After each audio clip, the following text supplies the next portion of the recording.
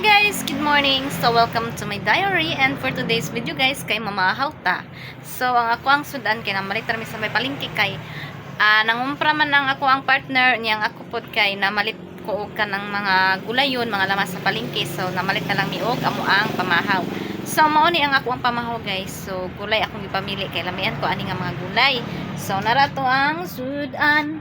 So nara na ay rice nagpalit ko jis ang takos, and then naatay fried egg kay ganan ko ani nya nangayo kog sabaw, and then naatay nangka na tinunuan, and then naatay pakbit kay mo ni akong ganahan sa gulay pakbit, ug nagpalit ang isa og kuan kanang kasaba cake.